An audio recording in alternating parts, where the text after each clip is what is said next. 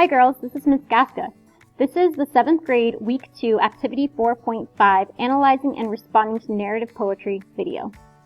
Our learning targets are to use accurate and appropriate language to identify and analyze the structures and features of narrative poetry, and to analyze the narrative poem and explain how the writer uses language and literary elements for effect. So to begin with, I want you to name 5 things you know about narratives.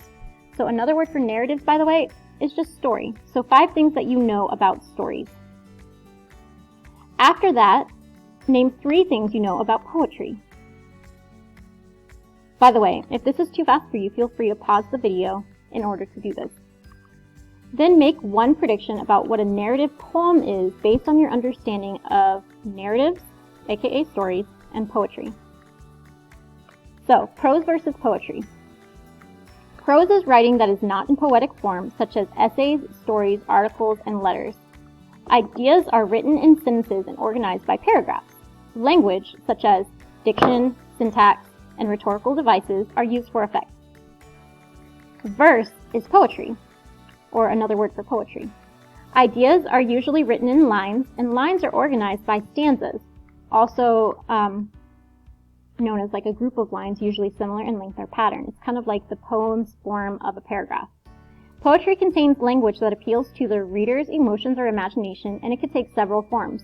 For example, in free verse poetry, the writer uses lines that do not have a regular rhyme scheme, which is a pattern for rhyming, such as ending lines with similar sounding words.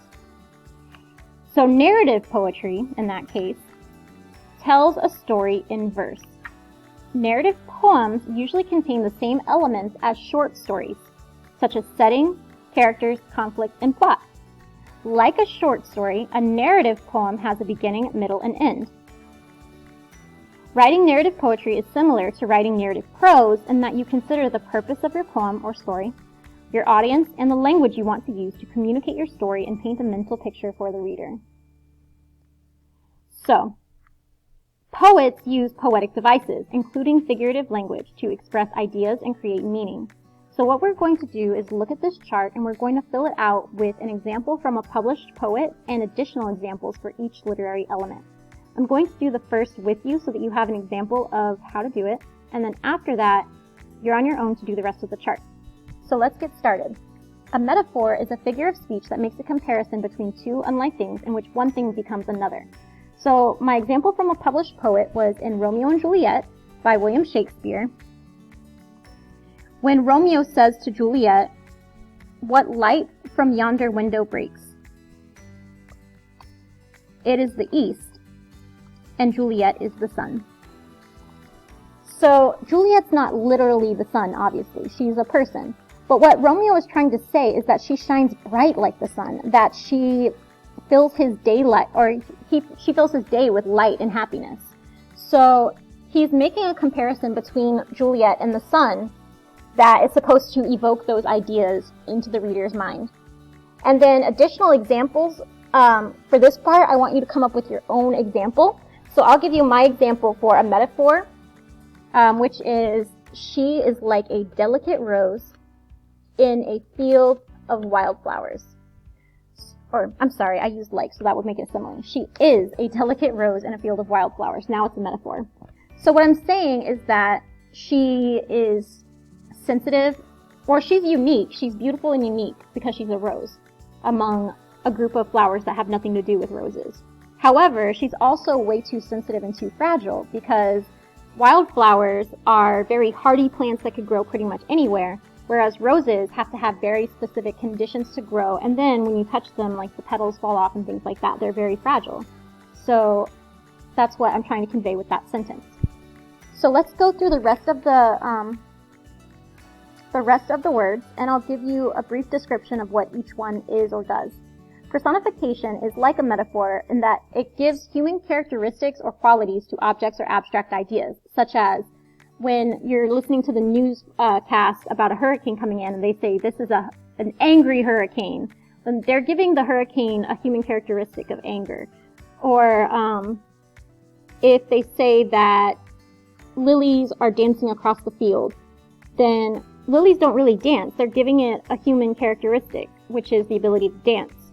So That's personification. When you make something like a person, you can see the word person in the first half of personification. Simile is a figure of speech that makes a comparison between two unlike things using the words like or as.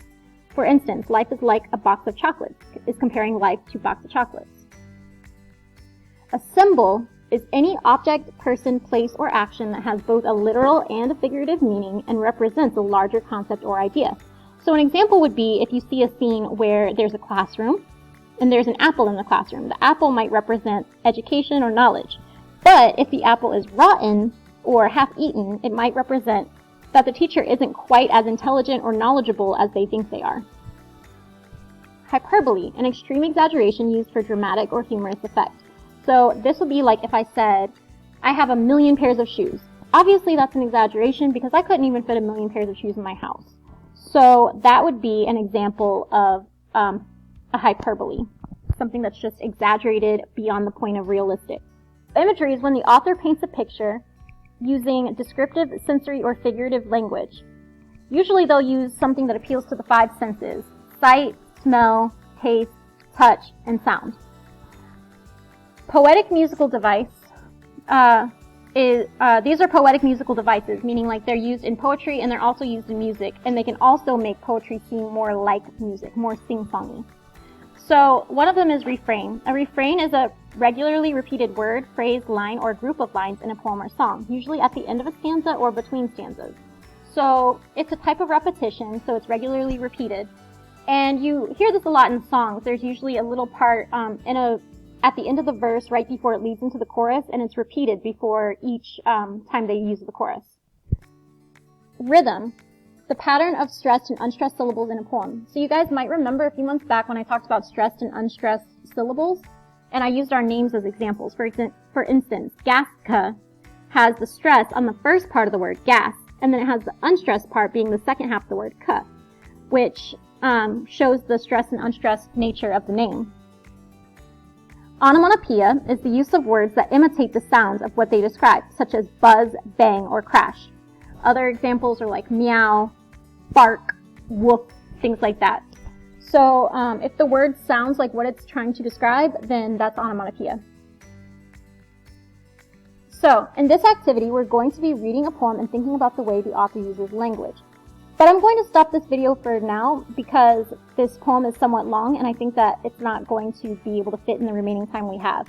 So I will see you in part 2 of this video, and we'll go from there. See you then.